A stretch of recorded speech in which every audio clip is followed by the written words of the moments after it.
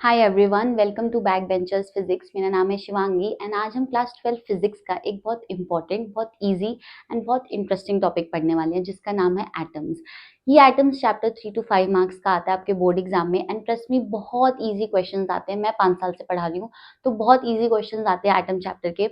मेरी दो पार्ट्स आएंगे इस चैप्टर के, part 1 and part 2। This is part 1। तो अगर आप दोनों पार्ट्स देख के जाओगे तो मक्खन की तरह क्वेश्चन सॉल्व होंगे। एंड इस वीडियो की पीडीएफ का लिंक डिस्क्रिप्शन में होगा, तो प्लीज वीडियो को पूरा एंड तक देखना। Let's start a video.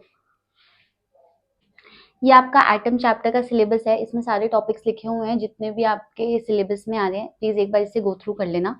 Let's move on to our first topic which is Thomson's model of an atom. Okay, तो मैंने अभी आपको बताया किसी भी चीज की शुरुआत करना कितना मुश्किल होता है ना। किसी भी चीज का आइडिया सोचना कितना मुश्किल होता है। जब आप स्टार्ट कर लोगे तो बहुत सब लोग आ जाएंगे उसमें कमियां निकालने, बट उसका आइडिया ही सोचना कितना मुश्किल होता है ना। जैसे न्यूटन के सर पे जब सेब गिरा था तो उसने क्या सोचा, ग्रेविटी के बारे में सोचा। वैसे ही जब हमारे जे जे थॉमसन वाटरमेलन खा रहे थे तो उन्होंने एटम के बारे में सोचा। उन्होंने बोला कि एटम कैसा दिखता होगा, है ना। एटम को उन्होंने वाटरमेलन के साथ कंपेयर किया। जैसे वाटरमेलन में जो ब्लैक सीड्स होते हैं उन्होंने बोला कि ये इलेक्ट्रॉन्स होंगे, ये नेगेटिवली चार्ज पार्टिकल्स होंगे। एंड जो रेड पार्ट होता है वाटरमेलन का वो पॉजिटिव चार्ज होगा। ठीक है, इसी को ही हम प्लम पुडिंग मॉडल या फिर थॉमसन्स मॉडल ऑफ एटम कहते हैं। कि ये वाटरमेलन है, इसके अंदर जो खाली सरफेस, जो रेड पार्ट होता है वाटरमेलन के अंदर, ये पॉजिटिव चार्ज है। ऑलराइट। एंड जो नेगेटिव, जो ब्लैक सीड्स होते हैं वो क्या है, इलेक्ट्रॉन्स, वो नेगेटिव पार्टिकल्स हैं। तो जे जे थॉमसन ने अपने मॉडल को एटम के वाटरमेलन से कंपेयर किया। ठीक है, या फिर आपकी मम्मी जैसे हलवा बनाती है तो उस पर छोटे छोटे नट्स गिर देती है, वैसे ही जो वो नट्स हैं वो इलेक्ट्रॉन्स का काम करते हैं। ठीक है, पूरे के पूरे एरिया में वो नेगेटिव चार्ज होते हैं एंड जो बाकी का बचा हुआ पार्ट होता है वो क्या होता है, पॉजिटिव चार्ज। सच दैट कि जो एटम एज अ होल होता है वो क्या होता है, न्यूट्रल। पूरा का पूरा एटम न्यूट्रल होगा, जे जे थॉमसन ने बोला। और जो नेगेटिव चार्ज होगा वो किसके इक्वल होगा, पॉजिटिव चार्ज के। तो जे जे थॉमसन का मॉडल क्या था, उन्होंने बोला कि एक एटम वाटरमेलन की तरह बिहेव करता है जिसके अंदर नेगेटिव चार्ज और पॉजिटिव चार्ज दोनों इक्वल है। एंड नेगेटिव चार्ज क्या है, जो ब्लैक सीड्स पूरे के पूरे एटम है वो नेगेटिव चार्ज की तरह बिहेव करेंगे। ठीक है, बट जैसा कि हर मॉडल, कोई मॉडल आता है उसमें फिर कमियां निकलती हैं, फिर एक नया मॉडल आता है। वैसे ही इस जे जे थॉमसन के मॉडल की लिमिटेशंस आई कि ये रदरफोर्ड का अल्फा पार्टिकल स्कैटरिंग एक्सपेरिमेंट को एक्सप्लेन नहीं कर पाया। ठीक है, इसकी लिमिटेशंस क्या थी, फेलियर्स बोलो या लिमिटेशन बोलो थॉमसन मॉडल की, ये थी कि कुछ सालों बाद रदरफोर्ड के दो स्टूडेंट्स ने एक एक्सपेरिमेंट किया, अल्फा पार्टिकल स्कैटरिंग एक्सपेरिमेंट। तो वो जे जे थॉमसन का जो प्लम पुडिंग मॉडल था वो उस एक्सपेरिमेंट को एक्सप्लेन नहीं कर पाया। ठीक है, इसलिए ये मॉडल फेल हो गया। तो अब पढ़ते हैं कि अल्फा पार्टिकल स्कैटरिंग एक्सपेरिमेंट आखिर था क्या।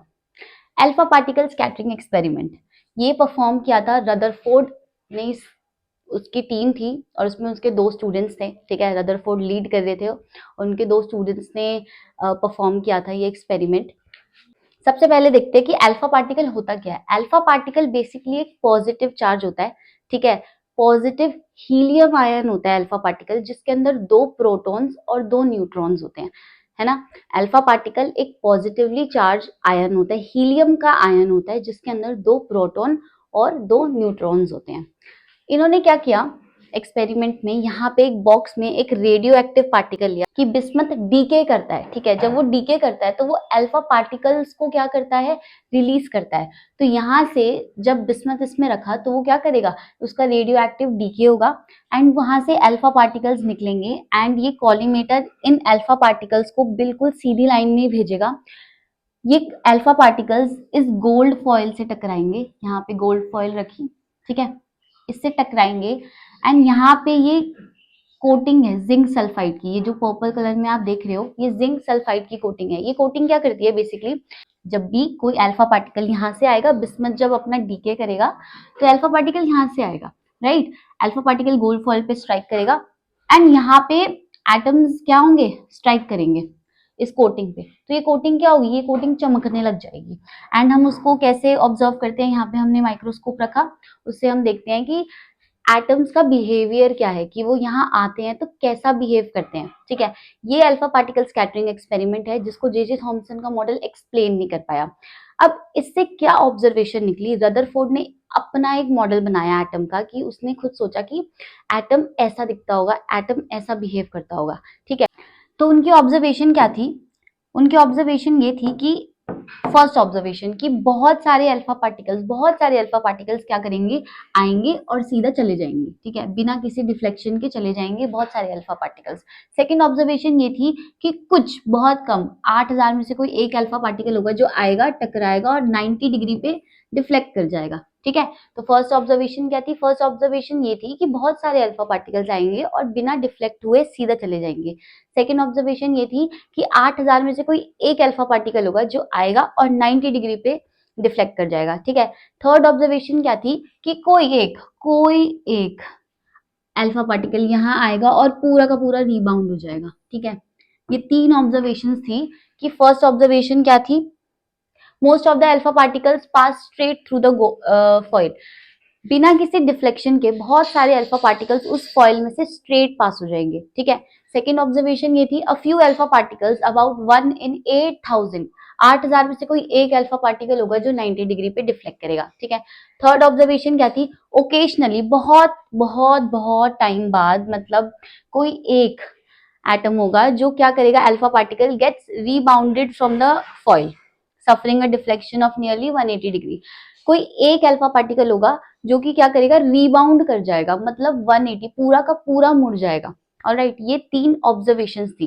तो इससे कंक्लूजन क्या निकाला, रदरफोर्ड ने फिर अपना एक मॉडल दिया, ये कंक्लूजन निकाला कि entire positive charge and most mass is concentrated in a tiny nucleus. उसने ये बोला कि पूरे के पूरे एटम का मास जो है एक टाइनी, एक बहुत ही छोटी सी जगह पे कॉन्सेंट्रेटेड है, जिसको उसने नाम दिया न्यूक्लियस। उसने बोला कि पूरे के पूरे एटम का मास एक जगह कॉन्सेंट्रेटेड है, ठीक है, न्यूक्लियस पे, और पूरा का पूरा पॉजिटिव चार्ज भी वहीं पे है, न्यूक्लियस के अंदर कॉन्सेंट्रेटेड है। नेक्स्ट, न्यूक्लियस का साइज उसने बोला 10⁻⁻16 मीटर, बहुत छोटा, वही बताया जैसे क्रिकेट के पूरे स्टेडियम में जैसे क्रिकेट बॉल होती है उतना साइज होगा उस न्यूक्लियस का। ठीक है, 10⁻⁻16। एटम का साइज बोला उसने 10⁻⁻14। Most of the space in an atom is empty, जैसे यहाँ पे आप देख सकते हो ये पूरा का पूरा एटम है। ठीक है, यहाँ पे क्या है, न्यूक्लियस, और ये क्या बोला उसने, इनको बोला इलेक्ट्रॉन्स, ये इलेक्ट्रॉन्स हो गए। और ये पूरा का पूरा स्पेस, बहुत सारा स्पेस जो है ना एटम में वो खाली है। सेंटर में न्यूक्लियस है जहां पे सारा का सारा मास कॉन्सेंट्रेटेड है और पॉजिटिव चार्ज कॉन्सेंट्रेटेड है, उसके अगल बगल में घूम रहे हैं इलेक्ट्रॉन्स। ठीक है, बाकी बीच का पूरा मास, पूरा का पूरा एरिया क्या है, खाली है, उसका पूरा space, most of the space in an atom is empty. Electrons revolve around nucleus in its orbits like planets and sun, जैसे सन के चारों ओर प्लैनेट्स रिवॉल्व करते हैं वैसे ही इलेक्ट्रॉन्स भी न्यूक्लियस के अराउंड रिवॉल्व करते हैं। मतलब आप देख सकते हो कि क्या मैजिकल चीज है ना, इतना बड़ा सोलर सिस्टम, एक सन और प्लैनेट्स रिवॉल्व कर रहे हैं, है ना, और इतना छोटा सा एटम, उसके अंदर एक न्यूक्लियस और इलेक्ट्रॉन्स रिवॉल्व कर रहे हैं उसके अराउंड, एकदम मैजिकल। नेक्स्ट, तो ये हमारा रदरफोर्ड का मॉडल था, उसने 5 ऑब्जर्वेशंस दी थी। पहली क्या थी कि पूरा का पूरा मास और पॉजिटिव चार्ज एक जगह पे कॉन्सेंट्रेटेड है यहाँ पे, जिसको उसने नाम दिया न्यूक्लियस। और उसने सेकंड ऑब्जर्वेशन में क्या बोला कि पूरा का पूरा जो एटम है उसमें बहुत सारा एम्प्टी स्पेस है। ठीक है, यहाँ पे सेंटर पे न्यूक्लियस है और उसके चारों ओर इलेक्ट्रॉन्स रिवॉल्व कर रहे हैं जैसे सन के अराउंड प्लैनेट्स रिवॉल्व करते हैं। लिमिटेशंस, जैसे J Thomson model of atom Rutherford के अल्फा पार्टिकल स्कैटरिंग को एक्सप्लेन नहीं कर पाया तो वो वहां पे फेल हो गया, वैसे ही रदरफोर्ड का जो मॉडल ऑफ एटम था वो भी दो चीजों को एक्सप्लेन नहीं कर पाया, इसलिए वो मॉडल में भी लिमिटेशन निकली जो कि आगे बोहर ने एक्सप्लेन करी। ठीक है, तो रदरफोर्ड की लिमिटेशंस क्या थी या उसके फेलियर्स क्या थे, फर्स्ट कि वो स्टेबिलिटी ऑफ एटम को एक्सप्लेन नहीं कर पाया। ठीक है, एटम की स्टेबिलिटी का क्या मतलब है? लोगों ने बोला कि रदरफोर्ड आपने ये बताया कि इलेक्ट्रॉन जो है न्यूक्लियस के अराउंड रिवॉल्व कर रहा है ना? बट अगर कोई भी चीज कॉन्टिन्यूसली रिवॉल्व कर रही है तो वो एनर्जी एमिट करेगी, वो एनर्जी को रेडिएट करेगी, है ना? बट आपका इलेक्ट्रॉन तो घूमे ही जा रहा है, तो उसकी एनर्जी कम क्यों नहीं हो रही है? वैसे तो देखा जाए तो इलेक्ट्रॉन अगर घूम रहा है तो उसका रेडियस डिक्रीज होना चाहिए कुछ टाइम के बाद, कुछ टाइम के बाद इलेक्ट्रॉन को न्यूक्लियस के साथ मिल जाना चाहिए, है ना? बट एटम तो अभी भी है, एटम तो स्टेबल है, इलेक्ट्रॉन अभी भी उसके अराउंड न्यूक्लियस के अराउंड रिवॉल्व कर रहा है। तो ये चीज का आंसर रदरफोर्ड के पास नहीं था, जहां पे उसका जो मॉडल था वो फेल हो गया। ठीक है। सेकेंड चीज क्या एक्सप्लेन नहीं कर पाया? सेकेंड चीज रदरफोर्ड का मॉडल ये एक्सप्लेन नहीं कर पाया कि discrete line spectra of atoms. देखो, हमारे पास कॉन्टिन्यूअस स्पेक्ट्रा होता है, एमिशन स्पेक्ट्रा होता है, ठीक है। रदरफोर्ड का मॉडल ये बोलता था कि लाइन स्पेक्ट्रा ऑब्टेन होता है ना? बट ये तो कॉन्टिन्यूअसली मूव कर रहा है, तो यहाँ पे तो कॉन्टिन्यूअस स्पेक्ट्रा होना चाहिए। तो दो चीजों के जवाब रदरफोर्ड के पास नहीं थे। फर्स्ट चीज, वो स्टेबिलिटी ऑफ एटम को एक्सप्लेन नहीं कर पाया, उसके पास जवाब नहीं था कि एटम स्टेबल क्यों है जबकि इलेक्ट्रॉन तो कॉन्टिन्यूसली अपनी एनर्जी को एमिट कर रहा है। सेकेंड चीज, वो लाइन स्पेक्ट्रा का रीजन नहीं दे पाया, तो इसीलिए उसका मॉडल वहां पे फेल हो गया। ठीक है। तो उसको कवर अप करने के लिए कौन आए?